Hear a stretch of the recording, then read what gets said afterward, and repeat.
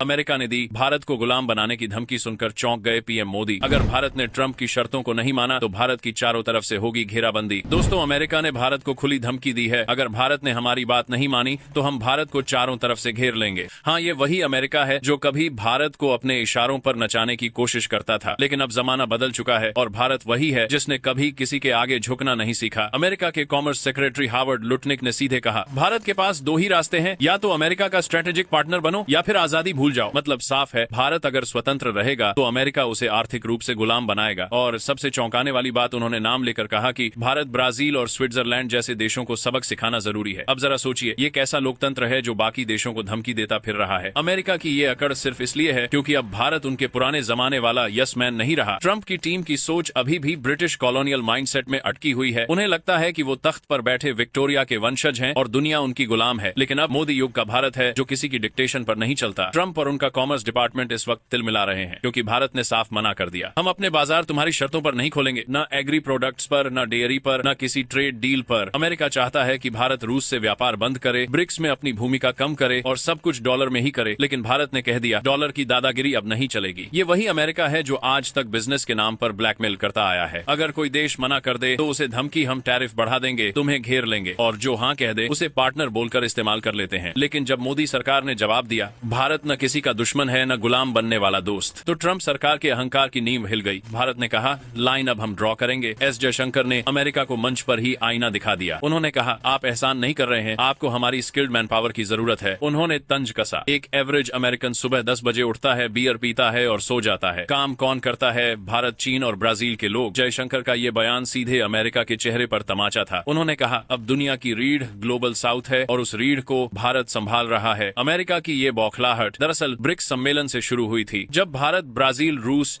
चीन और south Africa ने मिलकर एक नई करेंसी की बात उठाई, डॉलर के विकल्प की।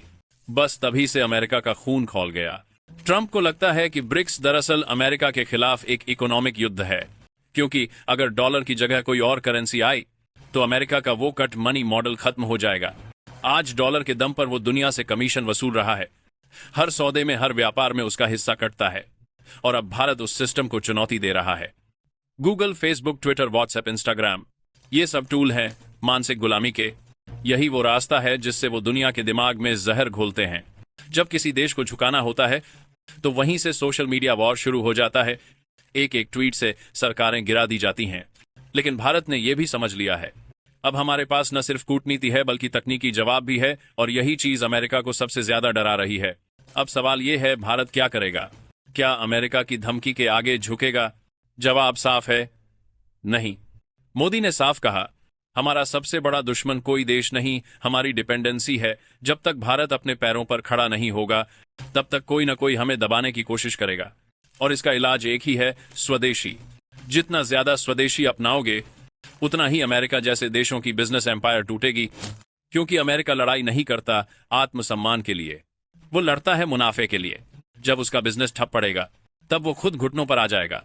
तो दोस्तों, अब वक्त आ गया है कि भारत किसी की शर्तों पर नहीं, अपनी रणनीति पर चले। अमेरिका धमकी दे रहा है लेकिन भारत तैयार है। जयशंकर का एक ही संदेश था, अभी तक तुम्हारी मर्जी चलती थी, अब लाइन हम ड्रॉ करेंगे। अब अमेरिका समझ ले, 21वीं सदी की असली ताकत वो नहीं, भारत है जो अब किसी का गुलाम नहीं बनेगा। दोस्तों, क्या भारत को अमेरिका की धमकी का जवाब देना चाहिए या नजरअंदाज करना चाहिए? कमेंट में अपनी राय जरूर बताइए। और अगर आप भी मानते हैं कि भारत अब किसी की गुलामी नहीं करेगा तो इस वीडियो को शेयर कीजिए ताकि हर भारतीय तक ये संदेश पहुंचे। जय हिंद।